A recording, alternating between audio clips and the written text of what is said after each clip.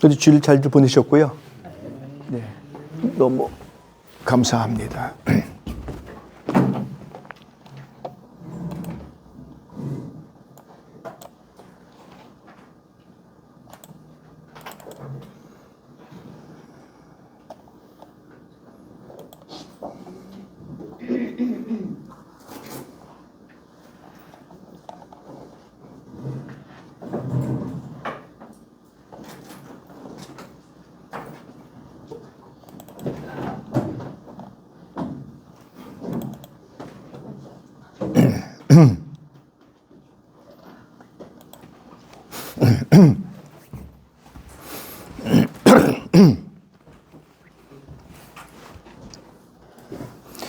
우리가 이제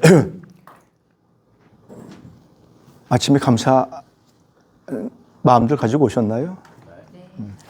이거 지금 붙어 있어가지고 발이 조심스러운데요. 여기다가 훈장 하나 달아가지고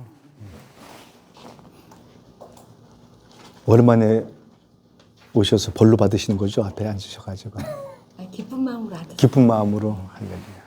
우리가 왜 감사하지 못하는 이유가 뭐죠? 없어요. 저도 저렇게 좀 대답 좀 했으면 참 좋을 것 같아요. 믿음이 좋은 건가요? 객기를 부리시는 건가 모르겠어 내가. 너무 감사합니다. 또 오늘 또 커피 다 돌리시고요. 이렇게 또 커피도 돌리시고 쌍화차도 돌리시고. 레몬차예요. 아, 나을 거예요. 레몬.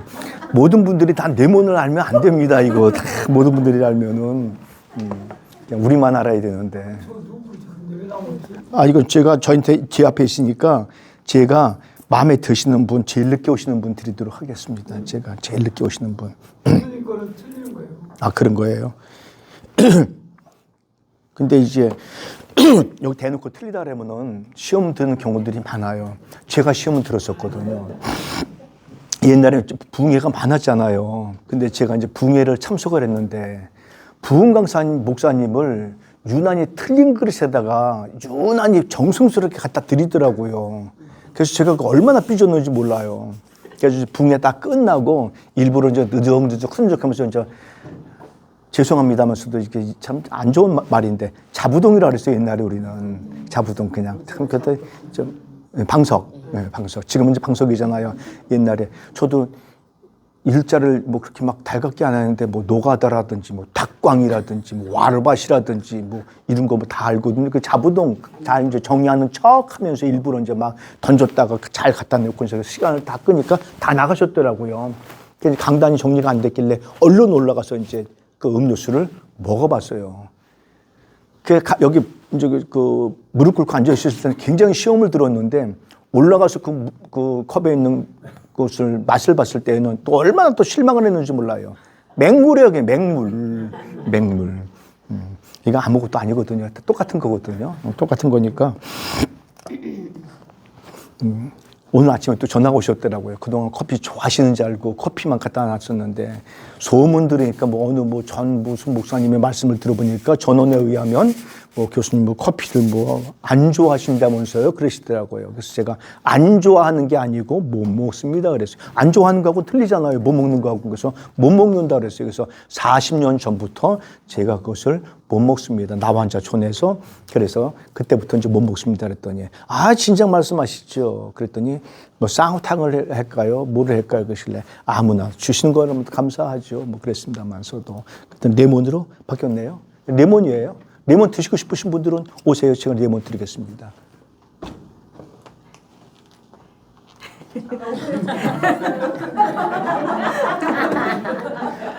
지금 숫자가 아니 차 받으셨어요.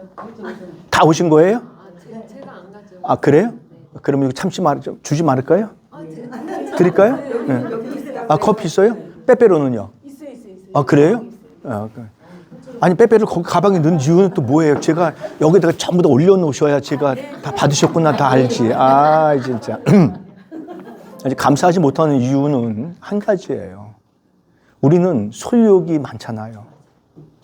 그렇죠?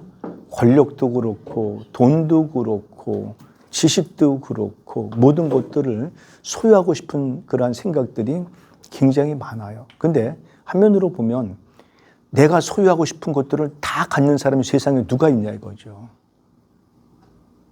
없거든요. 아무도 없어요. 그래서 우리는 하나님 나라 가는 날까지 감사할 줄 모르는 그런 존재일 거예요. 가만히 보면 다음 주일이 추수감사절기인데요.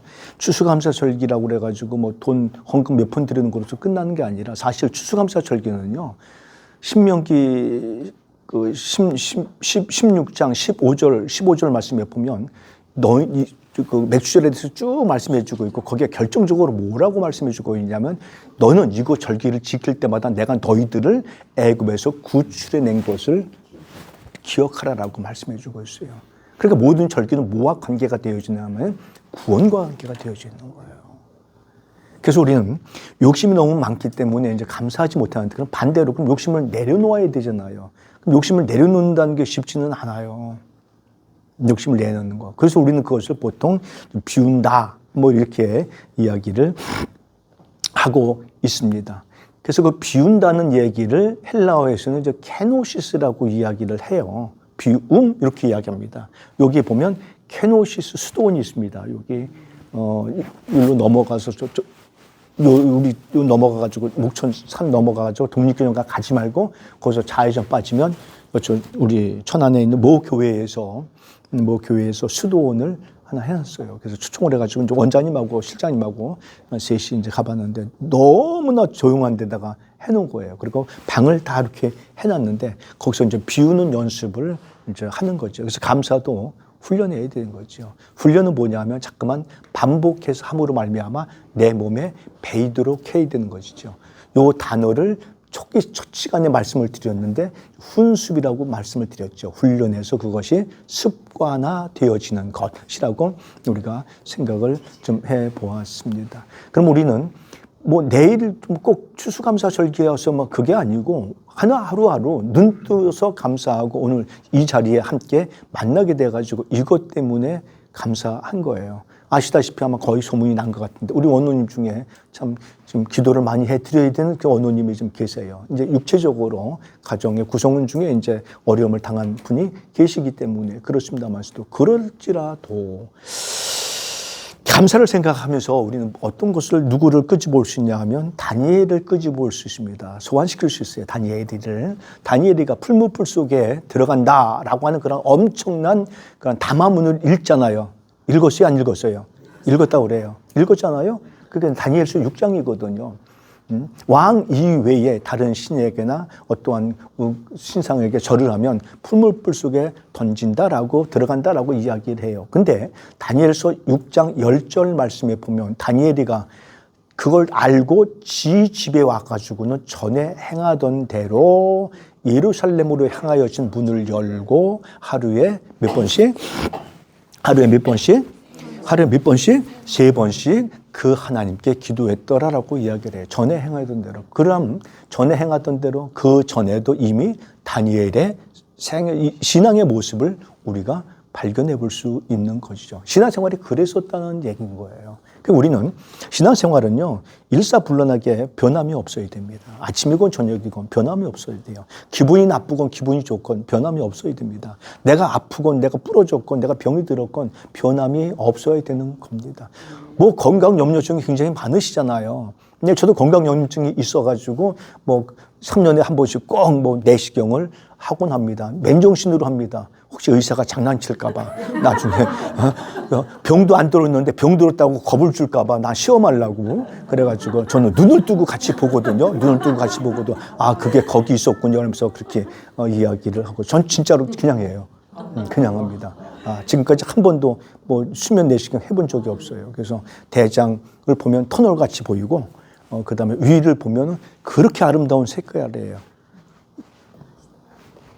요거보다는 이호영 목사님 입은 옷이 조금 더 가깝네. 저거보다 조금 더 진해요. 아주 굉장히 밝은 선홍색이에요. 근데 저도 그 위가 주름이 많아요. 그 주름 뒤에 요만한 혹이 하나 있어요. 네, 혹이 하나 있습니다. 굉장히 벼랑간에 우울해지려고 하지 마시고 저 오래 삽니다. 혹이 하나 있는데 제가 확신을 가졌어요. 무슨 확신을 가졌냐면 위 벽색하고 똑같은 색인 거예요. 그럼 그냥 어떻게다가 조그마한 돌 하나 생긴 거지 그건 아니에요. 근데 할 때마다 그걸 띄워가지고 조직 검사를 하는 거예요. 아, 지금 오시는 거죠? 선물. 잘했어요. 예. 예, 그렇습니다만 우리가 나이가 들면 말이죠. 여기저기 아파지는 거예요. 오늘 아침에 어느 분이 그러시더라고요. 아, 나 눈이 안 보여가지고 글씨 좀 크게 좀 확대 좀 해달라고. 그래서 내가 13포인트를 해서 보여주겠다고 내가 그 얘기를 했습니다만 또 나이 먹으면요. 눈 안 보이는 거예요. 김연주 선생 그죠? 안 보이는 거예요. 저요 이거 안 썼더니요. 예전에 1년 전에 여기 총장님이 앞에 오시는데 총장님인 줄 몰랐어요. 그날따라 이걸 안 쓰고 와가지고. 그래가지고 앞에 한 5m 정도 오니까 총장님인 거예요. 아유, 총장님 죄송합니다. 총장님이신지가 미처 몰라 뵀습니다. 껄껄대고 웃으시면서 괜찮아, 눈이 나쁘고 뭐 안경 써, 자네. 그러시면서 말씀하셔서 45부터 제가 안경을 썼어요. 아래는 돋보기입니다. 위에는 막 그냥 멀리 보는 거고. 그러니까 뭐죠? 결국 다초점이라고 하나요? 예, 그런 거예요. 또 저는 또 못 나가지고 안경테가 이게 바꿨으면 좋겠는데 좀 노란 금으로 좀 했으면 더 멋있을 텐데, 멋있는 사람 더 멋있을 건데 이게 딱이에요? 아, 그래요? 전문가가 벌써 말해야네. 알러지가 반응이 있어가지고 다른 안테를 못 써요.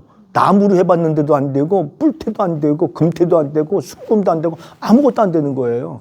그래서 제일 후진 거, 이렇게 싼 거, 막 함석 같은 거 갖다가 이렇게 이제 하고 했습니다만서도 사람은요. 그런 것들 때문에 우리가 나이 먹어가면서 병들고 아프고 일이 잘 안 된 거 이것들 때문에 너무 억울하면 안 됩니다. 그냥 받아들이셔야 감사할 수 있는 거예요. 그렇죠? 예. 이 공부도 사실은 다가 아니거든요. 우리가 하나님 앞에서 정말 오늘 저는 행복해요. 그리고 월요일 굉장히 기다리시는 거 아세요? 그 얼굴 판때기 보면 아시잖아요. 제가 얼마나 기다리시는지 몰라요. 어젯밤에 잠을 설칠 정도예요. 커피 사오는 분 계시죠? 밥 먹자고 하는 분 계시죠? 얼굴 전부 다 보면은 나 때문에 그런 거 같지는 않지만서도 행복해하는 얼굴을 보니까요. 얼마나 감사하고 얼마나 좋은지 몰라요. 그잖아요. 그러니까 우리는 살아가면서 나는 존재는 내가 볼 때는 참 좁아지고 하는 거 없고 능력도 없고 실력도 없고 그렇게 보이지만 그게 아니거든요. 우리는 큰 의미에서 본다고 한다면 이 지구를 떠받치고 있는 벽돌 하나고 더 작게 본다면 우리 호서대학교를 떠받치고 있는 벽돌 하나란 말이에요. 이 벽돌 하나가 빠지는 건물은 영원히 미완성 건물인 거예요. 우리 윤신봉 권사님이 이렇게 건축을 멋있게 하시는데 재료가 하나 영 없어요. 구해도 없어요. 그래서 그냥 마무리해 버렸어요. 그 건물은 7억 못 받고 6억 9천밖에 못 받아요. 그거는요. 미완성이기 때문에 안 되는 거예요. 그게 하나가 나예요. 얼마나 소중한 모습인 거예요. 그래서 우리들은 너무나도 존귀한 존재라는 겁니다. 하는 게 없어도 삼식이처럼 살아가도. 예. 제가 아시다시피 내년 2월 달에 정년이긴 합니다. 집에서 이제 눈칫밥을 줄는지 뭐 그 금치밥을 줄는지 모르겠습니다만서도 하여간 그럼에도 불구하고 나 하나의 존재는 하나님께서 보실 때는 그렇게 소중한 존재라는 것이죠. 나를 통해서 또 한 사람을 예수 그리스도의 제자로 만들어가는 이 아름다운 모습이 얼마나 훌륭하냐 이거죠. 너무나 훌륭한 거거든요. 그래서 오늘 신방에 대해서 계속 말씀해 드리고 있습니다만서도 어떤 신방이든 영적 유익이 있게 해야 됩니다. 우리는 대부분 인간 관계 때문에 인간의 이제 그 사람들의 비유를 맞추려고 하는데 사람의 비유를 맞추는 것은요, 한도 끝도 없습니다. 사람의 비유 맞추려고 하지 마세요. 영적으로 우리가 하나님의 비유를 맞춰야지 사람의 비유 맞추는 건요, 한도 끝도 없습니다. 아빠 그렇잖아요. 한도 끝도 없죠. 그래서 우리 이솜 얘기 나오잖아요. 사막에서 여행하는 여행객이 낙타가 밤에 춥다고 하니까 주인님 발 하나만 넣읍시다. 그래서 허락해 주셨더니 주인님 발 하나 더 실어 죽겠습니다. 2발 넣읍시다. 그랬더니 이제 머리가 들어오는 거예요. 주인님 머리가 좀 춥습니다. 해가지고 저시에서 다 해가지고 나중에는 낙타가 텐트 안으로 들어오고 주인은 밖으로 쫓겨난다는 그러한 얘기가 있습니다만서도 커피가 한 잔 더 있어야 되겠네. 커피 사오시는 거죠? 그러니까 영적 유익을 끼칠 수 있도록 해줘야 돼요. 그래서 두 가지인데 영적 유익을 끼치기 위해서는 신방을 준비하실 때는요. 신방 가기 전에 기도를 좀 빡세게 하고 가세요. 그리고 신방을 철저하게 준비를 하시고 가셨으면 좋겠습니다. 준비 안 된 신방은요. 의미도 없고요. 오히려 사람을 괴롭게 만들고 시간을 뺏기는 경우가 허다합니다. 그럼 어떻게 해야 되냐면 신방을 가실 때 그 집에 형편과 처지를 알고 있잖아요. 그럼 거기에 맞는 하나님의 말씀을 기도하면서 잘 찾아가요. 누구처럼 나는 직통 계시를 받아 그래가지고 그냥 이렇게 해가지고 성경 여기가 하나님의 계시의 말씀이 해가지고 펴놓고 그러지 말고 준비된 찬송과 준비된 성경 말씀이 그 가정에 합당할 수 있도록 하는 모습이 정말 중요합니다. 그렇게 하기 위해서는 평소에 성경을 많이 읽어 놓으셔야 되고 평소에 성경 구절을 언더라인 쳐가지고 표시를 많이 나게 해야 되죠. 근데 이것도 저것도 잘 안 된다 그러면 1년에 한 번씩 한 4천 원 정도 투자하십시오. 기독교 서점에 가면은 기독교 수첩이 하나 있어요.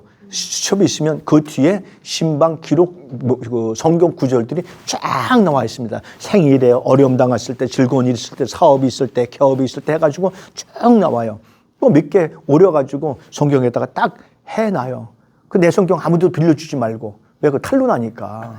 아무도 빌려주지 말고 나만 보는 거예요. 야구 선수들이 야구 그 모자에다가 이렇게 전부 다 포지션별로 하잖아요. 저 친구는 항상 통계를 보니까 좌측으로 많이 오더라. 그러면 좌측으로 쏠려가서 가는 거예요. 저 친구는 항상 우측으로 많이 오더라. 공이. 그럼 우측으로 쏠려가지고 그렇게 수비해가지고 아웃을 시키는 것처럼 우리가 이제 그러한 기술들이 필요한 거죠. 그 다음에 이제 별안간의 신방 가는 경우가 있어요. 근데 찬송은 몇 곡씩 불렀는데 안 떠오르는 경우가 있어요. 이게 있어가지고. 찬송을 보면 665절까지 전체가 우리나라 지금 찬송가에 제목 밑에 성경 구절이 써 있어요. 근데 그걸 보면은 탄로가 나잖아요. 그걸 보지 말고 그거를 보고 관주를 찾아가면 비스름한 그러한 성경 구절을 기록을 해 줬습니다. 여기까지 알려드리고 그다음에 잘 모르시면 저 전화로 하시면 제가 정확하게 말씀을 드릴게요. 전국에 지금 이게 비디오로 비춰지기 때문에 안 되겠죠. 그러니까 신방은 영적 우선주의로 나가야 되겠다. 영적 그리스도와의 연합, 그리스도 안의 풍성, 그리스도와의 교제를 말씀해 주고 있는 겁니다. 성령 충만하라, 성령 받아라 라고 하는 것들도요. 뭐예요? 성령 충만이 뭐예요? 성령 받으라가 뭐예요? 그리스도와 연합인 거거든요. 그래서 내가 그리스도 안으로 들어가고 그리스도께서 내 안에 들어오시는 거지요. 그래서 내가 그리스도와 함께 살아가는 것이 성령 충만 아닌가요? 예. 우리는 유별나가 생각하지 말고 간단하고 쉽게 생각하자고요. 그래서 성령을 받으면 우리가 삐질 일도 없고 시험 들을 일도 없고 구원의 확신을 갖고 살아가는 거예요. 그래서 성령 받은 사람들은 날마다 성화의 단계에 들어가서 성화는 날마다 하는 거예요. 매일 항상 늘 하는 게 성화의 단계예요. 죽을 때까지. 근데 성령을 통해서 우리가 의로움을 받았으면 그것은 한 번이에요. 이걸 단회적이라고 이야기하죠. 그래서 구원은 중생이나 거듭남이나 그런 것들 의롭게 됐다 구원과 다 똑같은 용어들인데 이거는 단회적으로 끝나게 되는 겁니다. 한번 구원받은 사람들은 절대로 쓰러지지 않습니다. 교도마다 조금 차이는 있지만서도 이것을 하나님께서 우리를 인도하시고 도우신다. 그래서 견인이라고 그래요. 견인.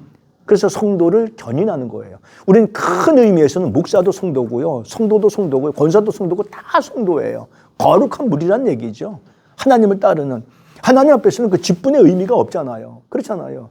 사실 대한민국의 교회들이 교단이 너무 많이 갈라져 있어요. 왜 갈라졌는지 참 모르겠어요. 저도 머리가 복잡하고 저도 잘 몰라요. 교단 갈라진 걸 다 모릅니다. 너무 복잡한 거예요. 근데 하나님께서 보실 때는 이 교단이 갈라질 이유가 없는 거예요. 왜? 넓은 의미에서는 하나님을 증거하고 하나님을 믿고 하나님을 다른 사람들에게 알려줌으로 말미암아 그 사람으로 하여금 예수 그리스도의 제자가 하는 게 이게 목적이거든요. 근데 이것도 아니고 저것도 아니고 자꾸만 갈라지니까 하나가 안 되는 모습이 우리에게 보여지고 있다는 겁니다. 세계 어느 나라에도 대한민국처럼 이렇게 교단이 많이 갈라진 경우가 없어요. 그래서 혹시 선교사 지망을 하시는 분들 나가서 하신다고 한다면 그러지 마시고 우리에게 허락한 게 뭐냐면 하나님의 복음을 증거하는 게 이게 다라는 거예요.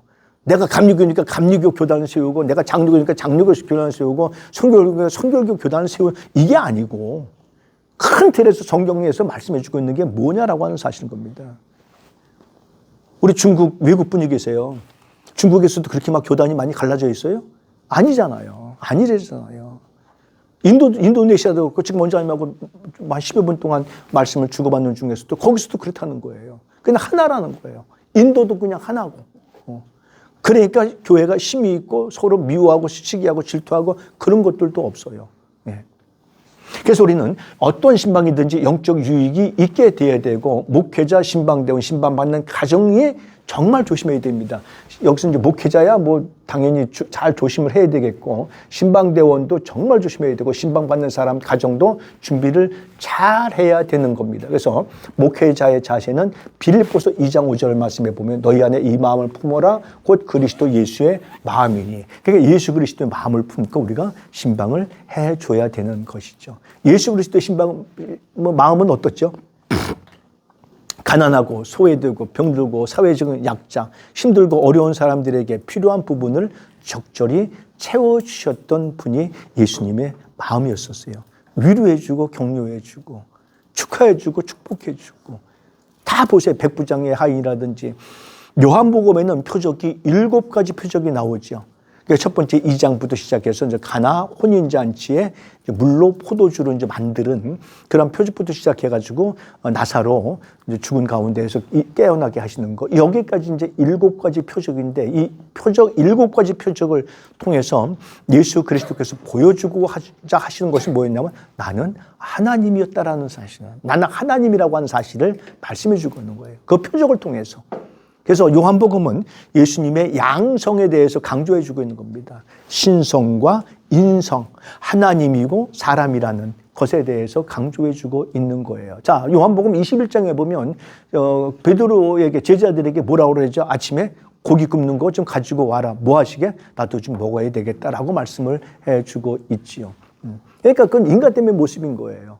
그래서 인간됨의 모습도 보여주시고 또 신적인 모습도 이제 보여주시는 것이 요한복음이라고 볼 수 있습니다. 마태복음, 마가복음, 누가복음은 그렇지 않습니다. 그냥 예수 그리스도의 종된 모습, 하나님의 아들, 인자 뭐 이런 거에 대해서 강조를 하고 있는 게 공간복음이었고 요한복음에서는 그렇게 하나님 되심을 특별하게 강조를 해주고 있는 겁니다. 자, 그래서 우리는 신방뿐만이 아니라 그러면 오늘도 내가 사람을 대할 때 우리 원로님들을 대할 때 글쎄 모르겠어요. 아직까지는 점수 때문에 그러신지 모르겠습니다만서도 한 분도 지금까지 저한테 이런 것 부분은 참 내 눈에 수틀리게 보이니까 좀 고쳐주세요라고 하신 분이 한 분도 안 계시더라고요.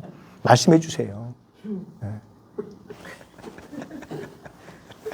수틀리게 보여가지고 그죠? 점수 때문에 그러신 거죠? 그 점수 때문에 점수 잘 받으려고. 우리는 이것도 우리가 서로 만날 때 예수의 마음으로 만나야 돼요. 철학을 그렇게 갖자고요. 항상 내 마음속에 예수라면 어떻게 하실까라고 하는 거예요. 예수라면 어떻게 대하시고 예수라면 어떻게 결정하실 것인가. 예수라면 어떻게 말씀하시고 어떻게 행동하실 거라고 하는 사실을 늘 생각하셨으면 참 좋겠어요. 우리가 뭐 예수 빼놓으면 시체 아닌가요? 그렇죠? 집사님? 예수 빼놓으면 시체잖아요. 그러면 그럼에도 불구하고 우리는 예수를 멀리 두고 생각하고 행동하고 생활하는 그런 일들이 굉장히 많다는 거예요. 우리 속에. 그잖아요. 그러다 보니까 서로 나 때문에 시험 드는 사람도 있고 나 때문에 삐지는 사람도 있고 그런 경우들 많이 있잖아요. 말해봐요들. 있어요 없어요? 있잖아요. 내가 다 눈에 보이는데 있어요 없어요? 있다고 그래요. 있어요 없어요? 괜히 없는 죄를 만드는 것 같은 내가 있거든요. 근데 이게 모든 것이에요. 가정에서도 그렇고 교회에서도 그렇고 사회에서도 그렇고 우리 모든 부분에서도 다 마찬가지거든요. 생판 모르는 사람이라 할지라도 우리는 같이 정말 예수님이라면 저 사람들을 어떻게 대했을까라고 하는 그런 아름다운 모습들, 마음을 가지고 신방에 임하고 그렇게 살아가는 것이 바람직하고 신방 대원들, 신방 동행자의 태도죠. 효과적인 신방이 되도록 정중하게 도와드리는 모습이 필요합니다. 그럼 일단 신방을 가실 때 신방 대원으로 따라다니셨죠? 안 하셨어요, 애들? 아니 그렇게 믿음들이 없었어요? 목사님이 그렇게 구역 신방할 때 신방대원 같이 누구누구 찍어가지고 같이 갑시다. 다 하셨잖아요. 하셨다 그래요. 하시잖아요. 하시면 이제 그 집에 들어가시기 전에 구역 관찰이 제일 먼저 순서를 정해줘가지고 몇 시쯤에 이제 알려주고 그 다음에 그 집에 도착하면 빨리 가서 먼저 노크를 하는 겁니다. 목사님이 하기 전에. 그리고 이제 목사님이 노크를 해서 주인이 나오시면 목사님이 먼저 들어가시고 그 다음에 뒷정리를 하는 거예요. 무슨 정리부터? 신발 정리를 뒤집어 놓는 거야. 나오면서 편안하게 신을 수 있도록 이렇게 해놓는 겁니다. 그렇게 하고 방석이 어디 있는지 그 다음에 예배상이 없으면 이거 집사님 권사님 예배상도 아주 준비해놓고 뭐 하는 거야? 시간 많이 썼는데 그러지 말고 예배상 없으면 그냥 일반 상이라도 갖다 놓고 예배 드릴 수 있는 그런 분위기들 잘 잡아주고 혹시 아기가 있어가지고 아기를 울면 신방 대원들이 아기를 달라주고 안아주고 얼러주고 해가지고 신방에 가능하면 같이 참여하고 그래도 애가 그냥 계속해서 운다 그러면 잠깐 베란다로 나가든지 잠깐 밖에 나가든지 해서 하여간 그 가정에 신방이 효율적으로 들 수 있도록 이렇게 해주는 것도 해야 되는 겁니다. 근데 이제 우리가 이제 다 교역자잖아요. 이제 지금 이제 목회자들 이제 가시는 분들도 계시고 하시는 분들도 계시는데 부교역자들이 눈치가 좀 있었으면 좋겠습니다. 부목사님은 대부분 같이 가는데 그걸 이제 구역 관찰을 잘 못하면 빨리 옆에 찔러가지고 옆구리를 찔러든지 방댕이 찔러가지고 그것을 알려줘야 돼요. 직접 하지 말고. 왜냐면 직접 하면 목사님이 좀 부담스럽고 담임 목사님이 부담스럽고 그 다음에 그 집주인이 굉장히 부담스러워합니다. 그래서 이제 그런 것들.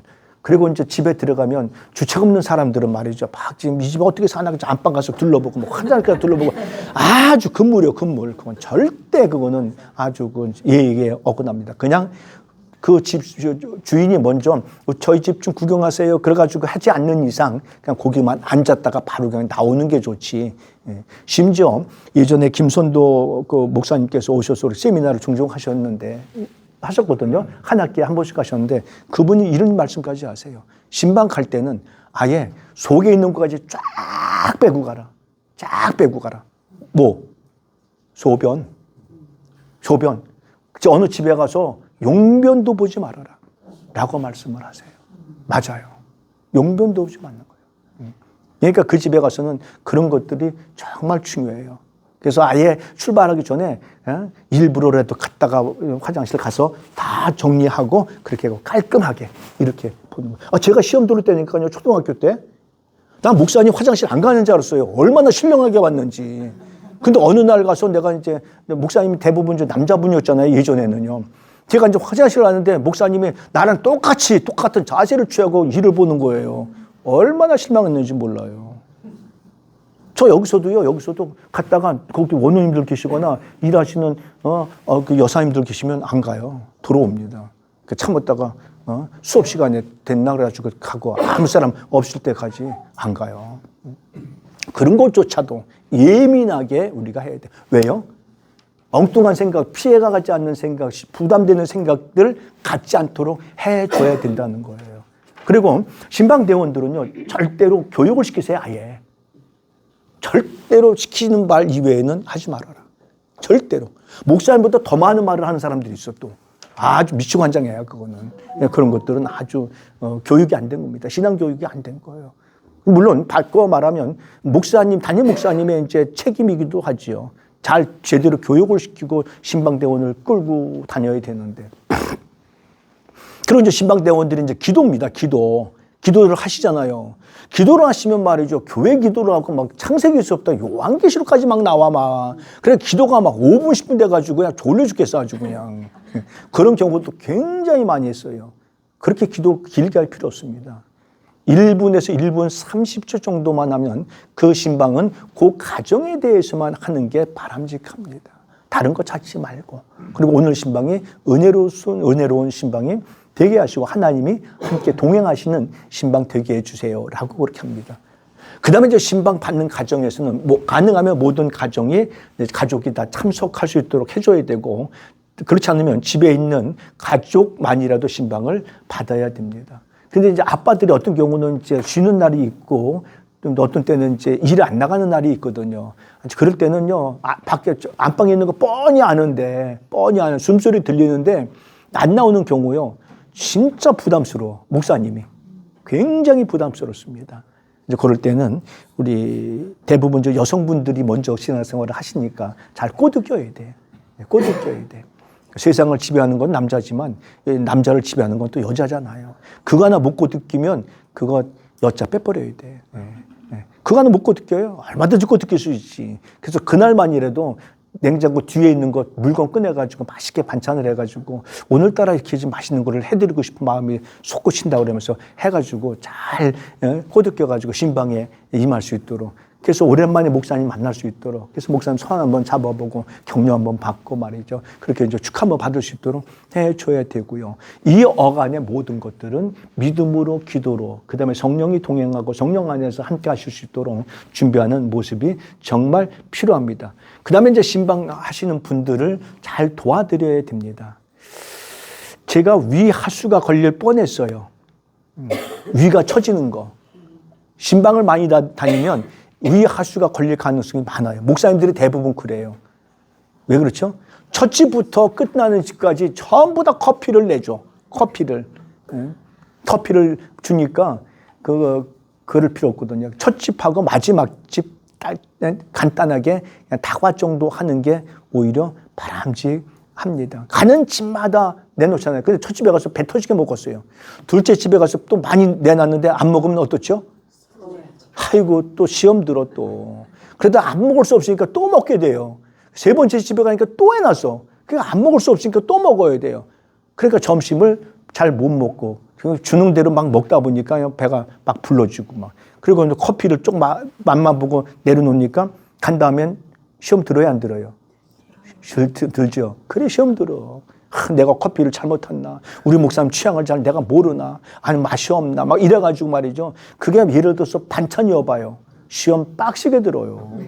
그러니까 그런 경우 다 이게 이제 센스 있게 하는 거예요. 이런 조정은 부목사님이나 여자 전도사님 아니면 구역장들이 조율해가지고 하는 건데 교육을 시키는 게 좋고, 어떤 면에서 볼 때는 조금 요즘 같은 경우는 이제 그런 신방이 많이 없습니다만서도 가을 대신방, 축복 대신방 그래가지고 하는 경우가 있는데 아예 목사님이 공예배 시간에 광고하는 경우도 있습니다. 괜찮습니다. 예정 사모님 광고 해버리죠, 아예?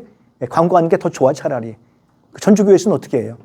수영교회에서는 광고하시나요? 그렇죠? 목사님 혹시 뭐 위 하수 걸리신 건 아니죠? 막 가는 데마다.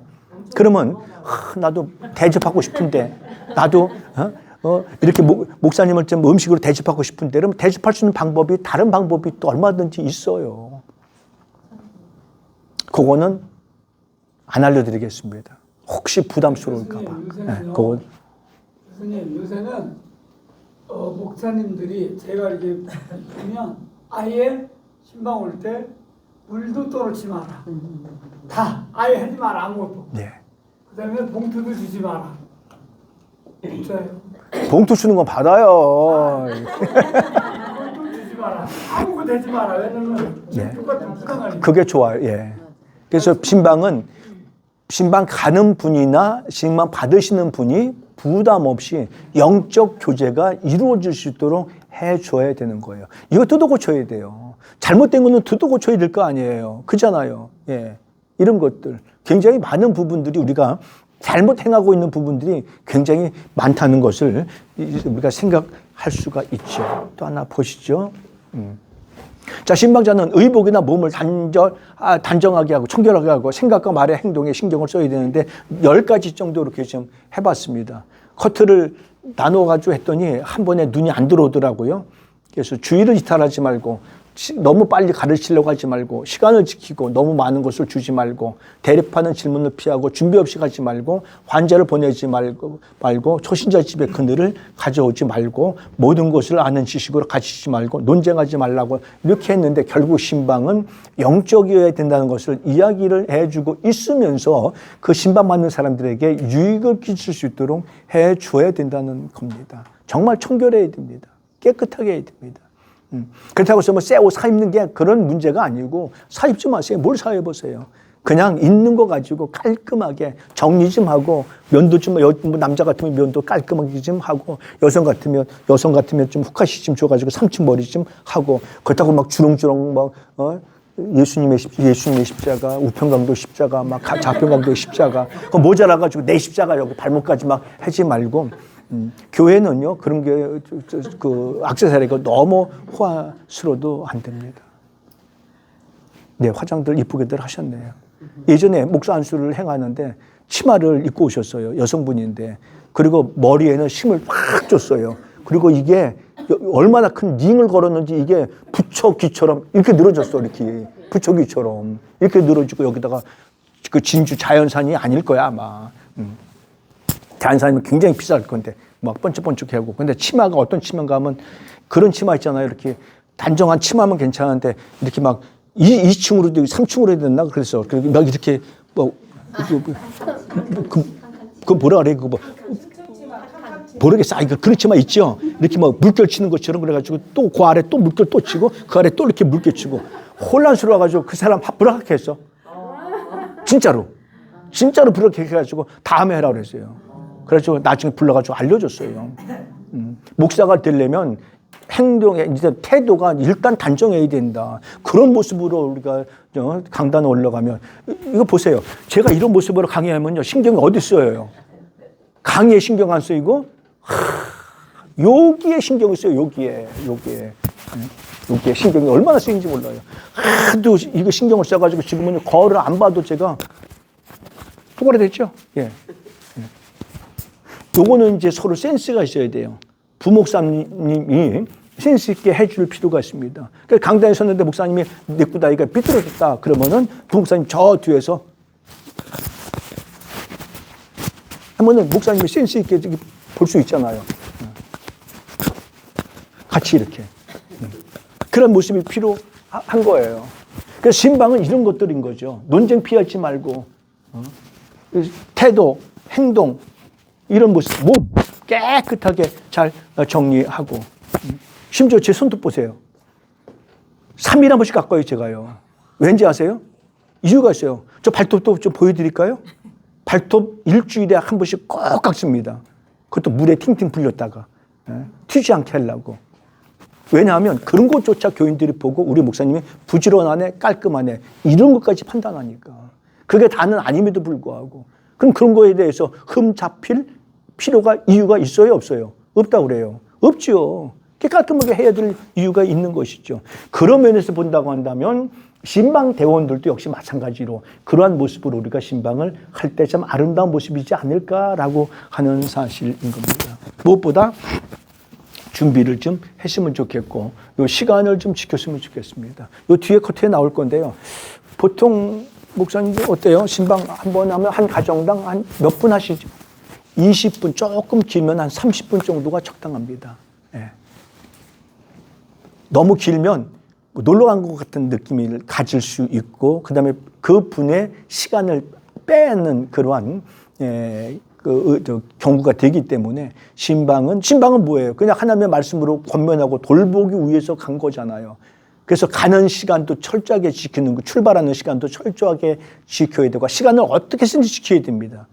어떻게 쓰는지. 저 옛날에도 그랬습니다만서도 뭐 송구영 신예배라든지 뭐 이렇게 예배 볼 때는 딩동댕동 땅 칠 때 일어나가지고 시작을 했어요. 너무 율법 같아가지고 지금은 조금 이제 흐느적거리고 있습니다만서도 그렇게는 못할지라도 우리가 출발하는 시간을 철저하게 지켜주고 그 다음에 이 약속된 시간도 철저하게 지켜주는 이러한 모습들이 필요합니다. 안산의 동산교회가 이제 그 김일중 목사님이신데 그분의 이제 신방론을 좀 한번 세미나를 한번 들어봤었어요. 그분은요 말도 못하게 빨라요. 가야 될 곳은 많잖아요. 그러니까 일단 먹는 거 하지 말아라. 커피도 하지 말아라. 아무것도 하지 말아라. 그리고 다시 당신만 말을 하시는 거예요. 말씀을 하시는 거예요. 장로님하고 신방대원들 2명 내지 3명 많이도 안 데리고 다니세요. 왜냐하면 많이 데리고 가면은 역시 이동하고 차 올라타고 막 내리고 여기에 시간이 많이 걸리니까 많이 안 가세요. 그렇다고 이제 혼자 가기는 이제 그러시고 하니까 항상 이제 뭐 서너 명 정도만 5명 이내로만 가세요. 근데 이분은요 10분 이내로 하신대요. 그래서 들어가가지고 별일 없죠. 안녕하세요. 그래가지고 찬송 보고 찬송 부르고 뭐 성경 보고 설교 짤막하게 하고 바로 축복기도 하고 바로 나와가지고 바로 하루에 30가정 하신대요.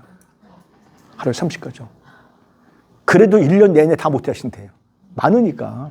거기 25,000명 정도 모이거든요. 지금 이제 은퇴하셔가지고 저쪽 대부도 쪽에서 이제 왔다 갔다 하십니다만서도. 그리고 또 원래 이분이 아주 종종 걸음으로 굉장히 빠르셔요. 김민중 목사님이 굉장히 빨라요. 행동도 빠르고 말도 빠르고 얼마나 빠르신지 몰라요. 근데 그분의 그 전도 하셨을 때를 보면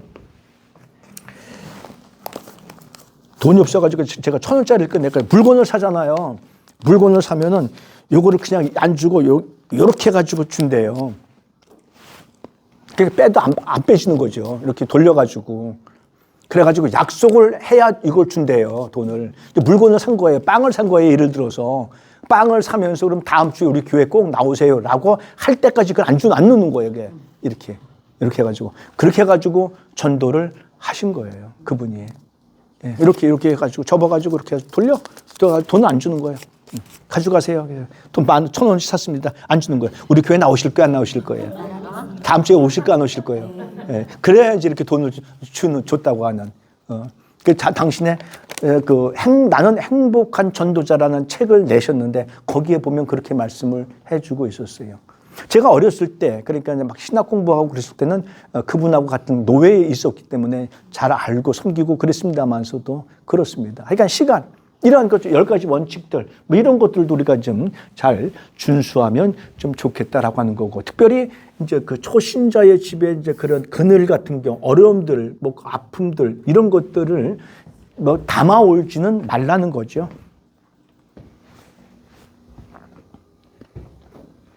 요즘에 이제 아까 말씀하셨습니다만서도 신방에 좀 어려움이 있습니다. 요즘에 이제 신방들을 많이 안 받으시려고 하는 경우들도 굉장히 많이 있죠. 왜 그럴까요? 요즘에 그냥 우리의 삶의 패러다임이 그렇게 됐어요.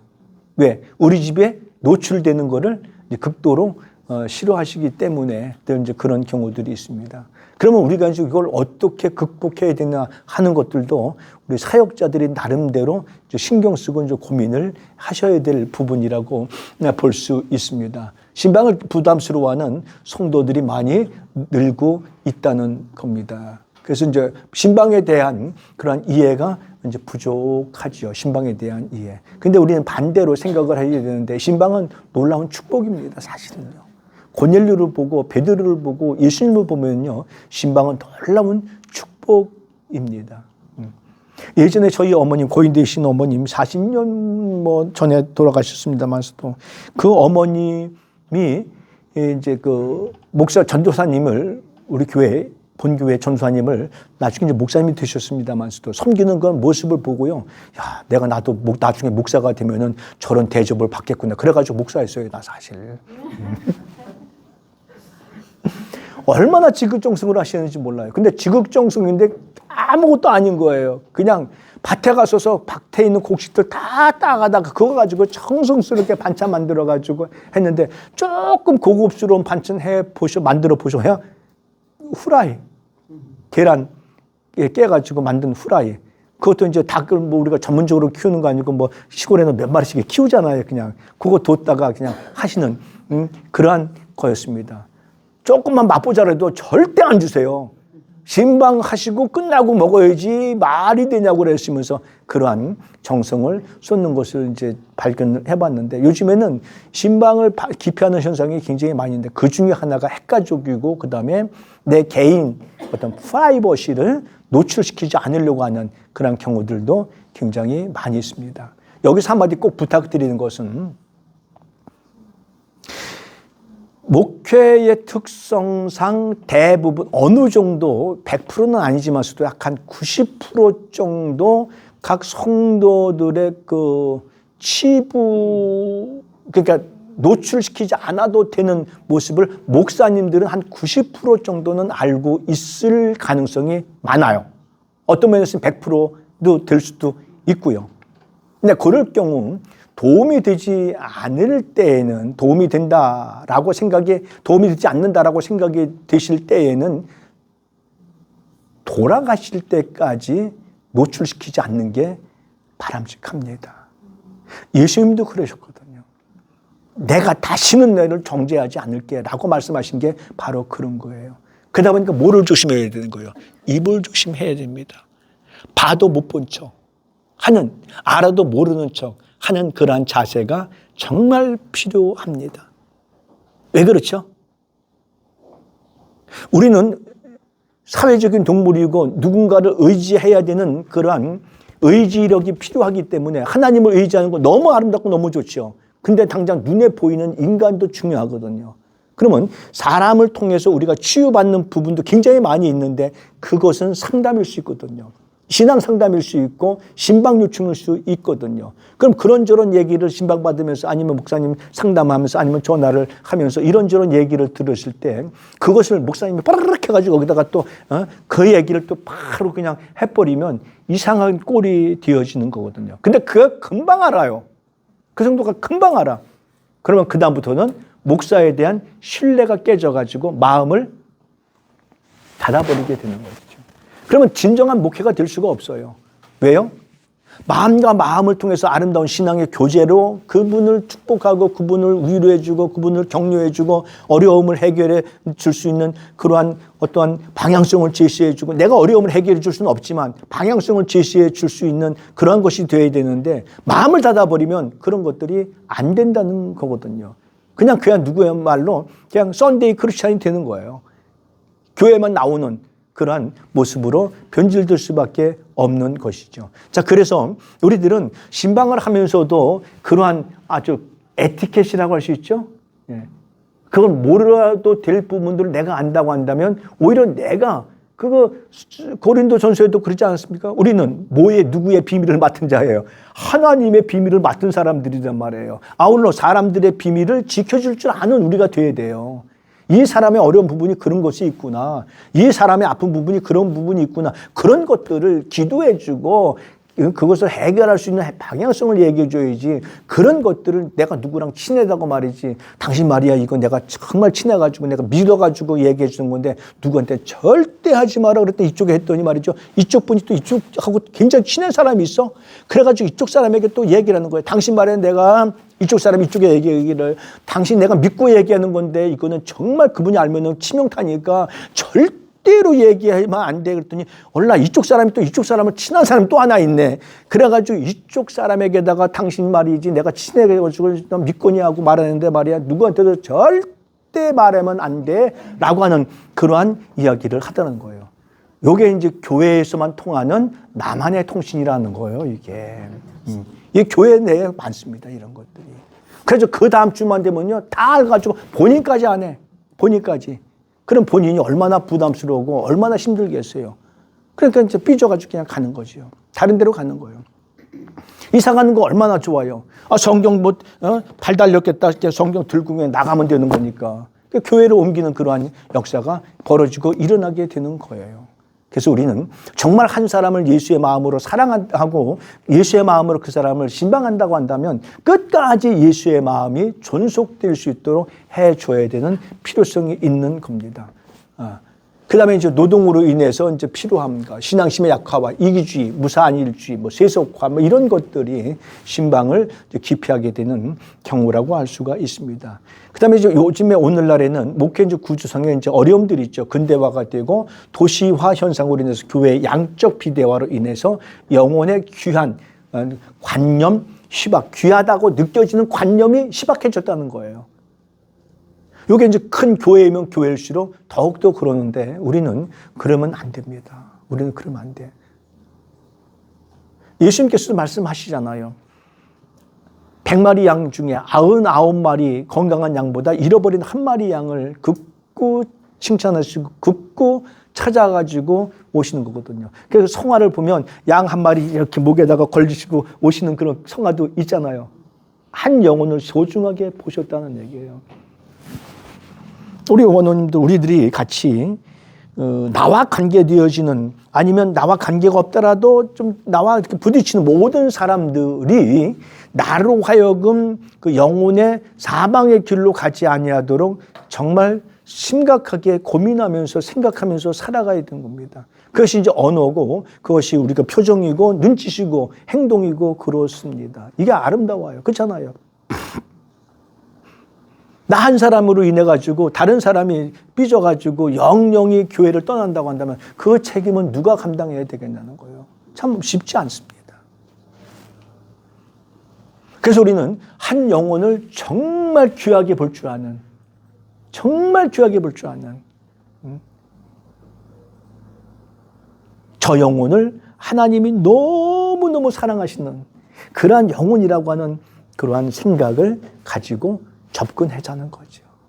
그러다 보니까 오늘도 우리 원로님들이 얼마나 소중하신 분들인지 몰라요. 너무나 소중하잖아요.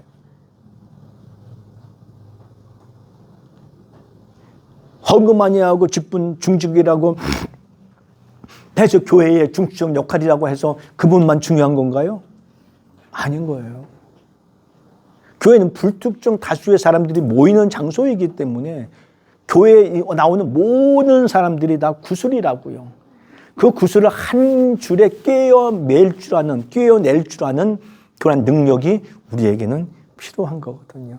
그래서 어린아이들도요, 정말 그 아직 의식이 없고 말 자체들을 못하고 하는 그 영혼이라 할지라도 그 영혼을 소중하게 여기는 그러한 마음의 자세. 너무나도 아름다운 거지요. 그리고 내일 모레 이제 하나님 나라 가는 천국 입성할 그분이라 할지라도요, 그분도 얼마나 소중한 영혼이라고 하는 것들을 우리가 가져야 되는데, 이러한 그런 모습이 희박하기 때문에, 그리고 생명 경시 풍조가 교회 안에 유입이 됐고요.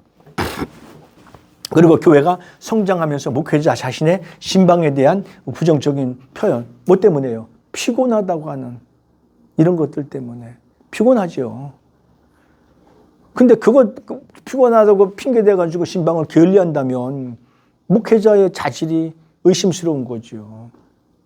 그렇잖아요. 우리 일반 사람들은 직장 가서 일주일 내내 가서 일하는 게 그게 직업이라면, 이건 우리는 사명이라고 하는 그러한 바운다리 속에서 살아가고 있는데, 이건 또 다른 말로 하면 우리에게 직업인 거예요. 이건 소명이라고 하는 것으로 이렇게 잘 포장하지 말고, 우리는 평생 하나님께서 영혼을 돌보는 것을 우리에게 직으로 주셨다고. 그럼 그 직을 나에게 맡겨주신 그러한 것들을 정말 잘 감당해야 될 줄로 아는 것이죠. 그리고 이제 특정 기간에만 집중하는, 신방을 특정 기간에만 집중하는, 소위 보통 봄 신방, 가을 신방, 지금도 그런 것들을 굉장히 많이 행하시는데, 우리 교재에서 말씀해 주고 있고 제가 가지고 있는 경험상으로 볼 때에는 1년 24시간 날마다 항상 돌봄이 필요하다는 겁니다. 그게 마태복음 28장 19절 20절 말씀이에요. 내가 너희에게 분부하고 가르친 거 모든 것들을 그들에게 가르쳐가지고 뭐하게 하라? 지키게 하라라고. 이 박사님이 일주일에 한 번씩 전화 주셔요? 못 받죠? 예. 왜요? 교회 빠지지 않고 잘 나가니까. 그쵸? 근데 그 대신 교회 잘 안 나가면 전화 오겠죠. 그런 모습인 거거든요. 교회를 잘 나오건 안 나오건 서로 격려해주고 위로해주는. 그럼 반대로 여쭤보겠습니다. 죄송합니다. 오늘 이렇게 오랜만에 처음 나오셔가지고 여쭤보는 건데, 그러니까 앞에 있으니까 여쭤보는 거예요. 교회 잘 나와서도 목사님의 전화를 받으시면, 안부 전화를 받으시면 기분이 좋으실까요? 안 좋으실까요? 좋아요. 좋죠. 그렇죠. 좋대요. 저 뒤에 안 들리시죠? 좋대요. 그 기분이 좋대요. 그럼 기분 좋은 거를 해드려야 될 거 아니에요. 그래서 우리는 성도들의 원하는 거하고 필요한 부분들을 적절하게 채워줘야 됩니다. 주일학교 하시잖아요. 전화해요, 안 해요? 애기들한테. 저희 교회가 애기들이 다 목사님 애기들이에요. 목사님 애기들이에요? 요즘 애기들을 많이 안 나가지고. 많이 안 나가지고? 네. 다 목사님들만 애기 낳구나. 그건 전화할 필요까지는 없네, 그러면. 좀 걱정이 되긴 됩니다. 앞으로 50년 뒤에 대한민국 교회가 어떻게 될지 참. 아직까지 우리 시대까지는 괜찮을 것 같은데 앞으로 50년 뒤에 후대의 목회자들에게는 조금 어려움이 있지 않을까 하는 생각을 해봅니다만서도 신방은 기간이 없는 거예요. 낮이고 밤이고. 그래서 이렇게 생각하시면 됩니다. 안수 받는 순간 출근이잖아요. 퇴근이 없다 생각하시면 됩니다. 출근은 있을지언정, 그러니까 출근, 일하러 일터에 나올지언정 퇴근은 없는 겁니다. 새벽에라도 전화 받으면 되니까. 새벽에라도. 예전에 한 35년 전일 거예요, 벌써. 새벽 3시에 전화 와요. 목사님, 이거 어떻게 못 좋아요? 지금 때려 부시고 막 그릇 깨트리고 막 난리 났는데요. 그 옷 주섬주섬 입고 그냥 눈곱만 대충 띄고 가는 거죠, 뭐. 가서 아무 소리도 못 해요. 왜 싸웠니? 뭐 해 싸우니? 싸우지 말아라. 아무 소리 못 해요. 그냥 가서 방에 가만히 앉아 있는 거예요. 아무 소리 못 하고. 거기서 기도도 못 해요. 자, 우리 예배 드립시다. 그것도 안 돼요. 거기서 예배 드렸다가는 옆 사람 난리 나게. 그리고 거기서 또 무슨 예배가 되겠어요. 그러다가 그냥 가만히 앉아 있다가 새벽 기도 시간 되면 그냥 온 적도 있습니다만서도 출근 한 번 출근하면 퇴근이 없는 거예요, 우리는요. 이러한 마음 각오가 필요한 겁니다. 자, 그래서 행정 능력과 지도력이 이제 필요한 겁니다. 행정 능력이 필요하고 행정가는 행정 능력이 있죠. 그리고 행정의 은사도 필요한 겁니다. 잘 꼼꼼하게 기록을 해놓는 것도요. 이것도 은사거든요. 그래서 어떤 교회들을 보면 좀 규모 있는 교회들을 보면 뭐 행정 목사를 뭐 요청할 때도 있고 그다음에 이제 뭐 이거 영상 부목사님을 요청하는 경우들도 많이 있습니다. 내가 안 되니까 그렇게 하는 건데 우리는 전문가는 아니더라도 이런 부분에서 조금씩 좀 은사를 좀 개발할 수 있어야 됩니다. 배우면 돼요. 그래서 지금 보면은 저도 많이 찾아봤는데 거의 많지가 않습니다. 행정에 대해서 하는 게. 그러면 어떻게 하냐면 기독교점에 가시면 감리교면 감리교, 장로교면 장로교, 성결교면 성결교에서 나오는 헌법 책이 따로 있어요. 요거 좀 보시면 되고 그 다음에 다른 데서 내가 안 알려주는데 이거 알려주는 거예요. 나도 그거 보고 하는데 다 우리 목사님 능력 있고 실력 있고 천재인 줄 알았더니 천재라고 그러셨잖아요. 천재인 줄 알았더니 아니네. 그러실까봐 내가 안 알려주는데 목회 예식서가 있어요. 목회 예식서. 목회 예식서 보면 예식, 결혼식, 주례 어떻게 하는 거, 장례식, 세례식, 학습, 장로 장립, 뭐 권사 취임, 안수 장립, 목사 안수, 한우까지 쫙 나와 있어요. 그거를 보고 나에 맞게끔, 우리 교회에 맞게끔, 우리 교단에 맞게끔, 우리 노회에 맞게끔 조금씩 수정하셔서 사용하시면 됩니다. 그런데도 이제 그게 잘 안 되는 경우가 있어요. 뭐가 안 되냐면 내가 접수가 안 되는 경우가 있어요. 이해가 안 되는 경우가 있습니다. 이제 그럴 경우는 조금 도움을 받으시면 되고 지금 이제 우리 정도가 되면 성례식 같은 거 행하실 때 눈 감고 참여하지 마시고 눈 뜨고 참여하세요. 기도 꼭 눈 감고 해야 되나요? 눈 감고 기도하는 거예요? 주일학교 예배 드릴 때 누가 눈 뜨나 꿀밤 안 줘요? 저는 그랬었어요. 꿀밤을 많이 맞았거든요. 왜냐하면 주일학교 때 장난들 많이 치니까. 그래가지고 선생님한테 대들은 적이 있었어요. 왜냐하면 다 눈 감고 하면은 내가 눈 뜬 거를 몰라야 되는데 어떻게 알고 와가지고 꿀밤을 때리다 하란 말이에요. 그래가지고 내가 그런 말 했어요. 아니 선생님은 왜 눈 뜨냐고 그러시길래 선생님은 왜 눈 뜨고 기도하세요? 그랬더니 나는 선생이니까 그런다는 거예요. 그래서 그때 내가 선생을 하고 싶어가지고 주일학교 반사를 제가 중학교 2학년 때부터 한 거 아니에요. 그때부터 한 거예요. 기도는요, 눈 감고 하는 것은요, 모든 것들 보이면 신경을 쓰이니까 이제 이렇게 하고, 정신 일도 하사불성 해가지고 오직 하나님에 대한 피를 꽂히기 위해서 이제 눈을 감는 것이지 관계 없습니다. 기도는 눈 뜨고도 가능하고요, 운전하면서도 가능하시고요, 잠자리 누워서도 가능하시고요, 심지어 꿈속에서도 가능합니다. 어제요, 원호님들이 이렇게 오늘 밤이죠. 꿈을 꿨어요. 꿈을 꿨는데 이걸 안 가져온 거예요. 꿈속에도. USB를 안 가져와가지고 얼마나 헤맸는지 몰라요. 한 10분 정도 지나니까 딱 생각이 떠올라요. 내가 이거 PDF로 올려드린 거 있지? 그래가지고 PDF에서 꺼내가지고 이제 강의를 하다가 깜짝 놀라가지고 깨니까 꿈인 거예요. 얼마나 다행인지 너무나 감사해요. 그러니까 그게 이제 보통 이제 병인데, 많은 어떤 꿈들은 대부분 그런 꿈을 꿔요.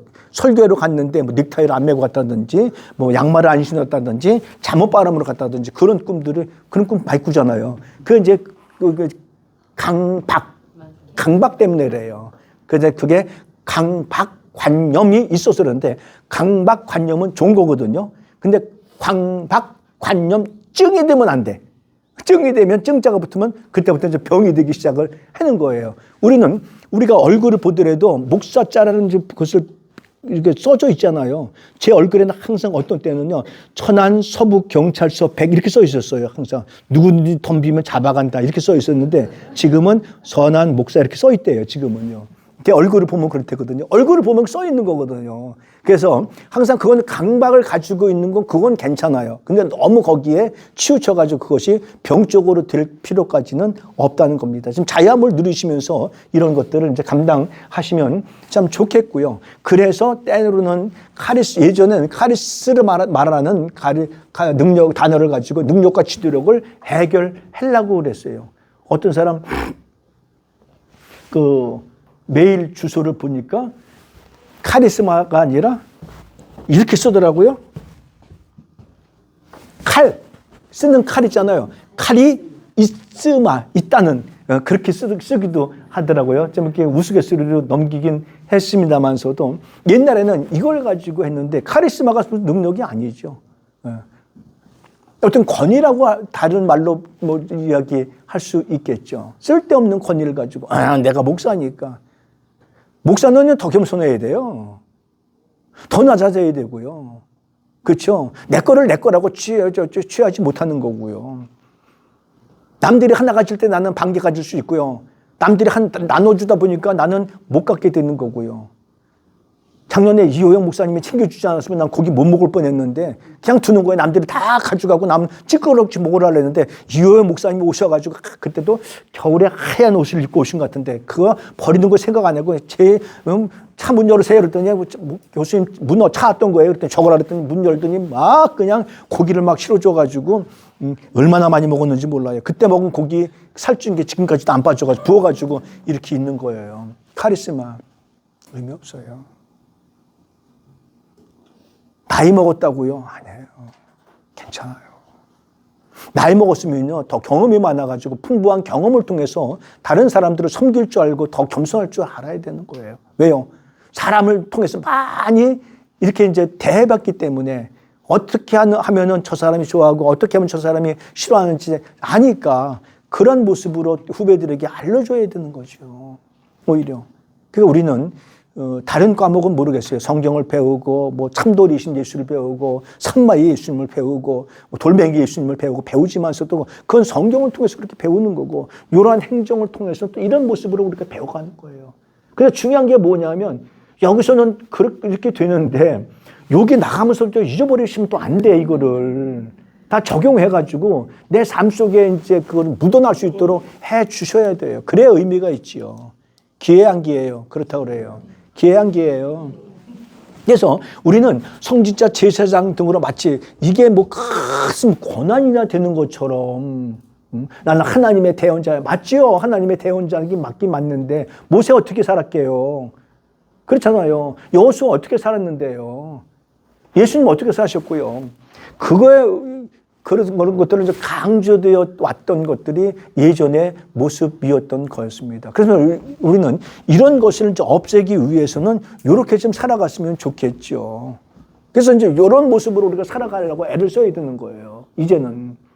그런 카리스마 그런 것이 아니라 어떤 권위 이런 것이 아니라 하나님께서 나에게 어떻게 은혜를 내려주시냐라고 하는 사실인 겁니다. 요건 이제 그저께 만드는 건데요. 저 보면서 정말 은혜스럽더라고요. 너무 좋더라고요. 은혜 받았습니다. 그죠? 어제도 은혜 받았습니다. 그죠? 뭐죠, 은혜가? 선물. 덮어준 거? 선물. 네. 선물. 맞아, 선물. 누구의? 주님의 선물. 무슨 선물?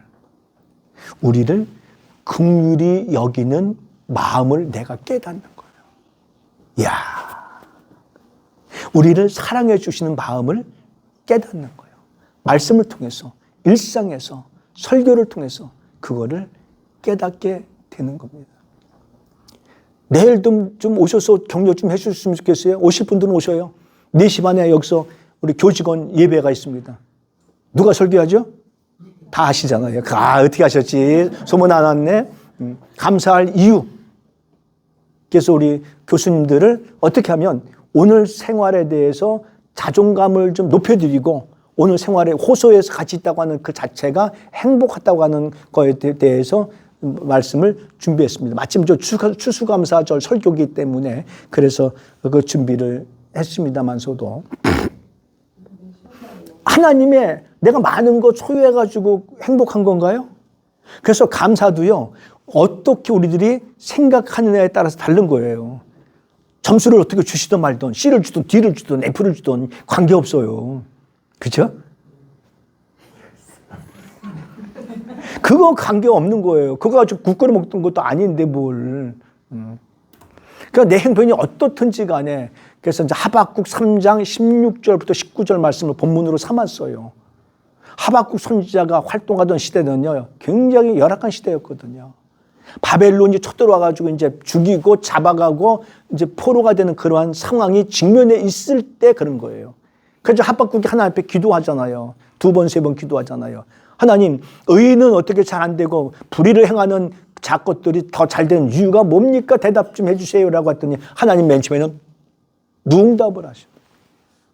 그 다음에 응답을 주시는데 이게 응답을 듣고 고백한 게 그렇다. 무화과 나무에 열매가 무성하지 못하도 외양간에 송아지가 없을지라도 우리의 양이 없을지라도 나는 구원의 하나님 한 분만으로 인해서 내가 만족하고 여호와를 찬양한다라고 하는 그러한 얘기입니다. 그분이 나를 사슴이 발을 올려가지고 높은 데 올려가지고 영화롭게 사는 것처럼 나를 영화롭게 하신다라고 하는 그런 고백의 찬양을 드리고 있습니다. 근데 감사도 그렇다고 한다면 우리는 아까 말씀드린 대로 오늘 현재 이렇게 만난 게 이 자체가 감사한 거예요. 오늘 눈을 떠서 하나님을 하나님이라고 부를 수 있는 계기가 된 것이 이게 감사한 거예요. 그래서 하나님께서 우리에게 은혜를 주셨어요. 아들을 예수 그리스도를 화목제물로 주셨어요. 화목제물. 그래서 예수 그리스도가 오심으로 말미암아 하나님과 우리 사이에 사닥다리가 되신 거예요. 이 십자가가. 지붕으로 올라가면 사닥다리가 필요하잖아요. 하나님께 구렁텅이가 있었어요. 뭘로? 창세기 3장 때문에. 이거를 예수 그리스도께서 맡겨주신 거예요. 그 두 가지 다 해야 됩니다. 하나는 이제는 우리가 우리 사이에서 화목의 메신저가 돼야 됩니다. 화목의 메신저가 돼야 돼요. 우리들이. 그래서 이쪽과 이쪽을 중개할 줄 알고 이쪽과 이쪽을 중개해주는 아름다운 모습이 필요한 거죠. 그게 미디게이터라고 보통 이야기를 해요. 중개자. 이쪽과 이쪽 중개하는. 우리는 사람과 사람 사이는 얼마든지 중개할 수 있어요. 근데 우리와 하나님 사이를 우리는 중개는 못합니다. 소위 중보라고 하는데 못해요. 예수밖에 못해요. 디모데전서 2장 5절에 그렇게 했거든요. 분명히 말씀했어요. 하나님은 한 분이시고 하나님과 사람 사이를 중보하시는 분도 한 분이신데 그분은 사람이신 곧 예수 그리스도이시니라라고 이야기를 해주고 있습니다. 왜 못하느냐면 우리는 신이 아니기 때문에 못하는 겁니다. 하나님과 우리 사이를 중보하려면 신이어야 되고 인간이어야 돼요. 그래서 예수님께서는 인간의 몸을 입으시고 이 땅에 오셔서 우리의 연약함을 친히 뭐 하셨어요? 몸에 감당하셨어요. 그걸 조금 어려운 말로 말하면 성경에 체휼하셨다 이렇게 말. 경험하셨다는 얘기죠. 감당하셨거든요. 그래서 예수 그리스도만이 우리와 하나님 사이를 중개하는 거예요. 영원한 인간이고 영원한 신이기 때문에라고 하는 거예요. 그걸 우리에게 하나님께서 우리에게 주셨다는 것이죠.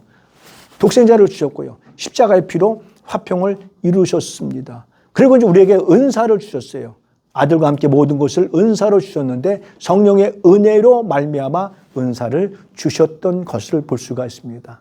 그래서 고린도전서 12장을 읽으시면 우리도 자신감 있게 신앙생활을 똑똑하게 할 수 있습니다. 왜? 모든 사람에게는 하나님께서 은사를 주셨기 때문에 그렇습니다.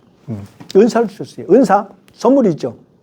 좀 더 쉽게 말하면 하나님 안에서 무엇인가를 행할 수 있는 능력. 이거를 은사라고 하는 겁니다. 그렇죠? 은사는 다 있으세요. 한 분씩 다.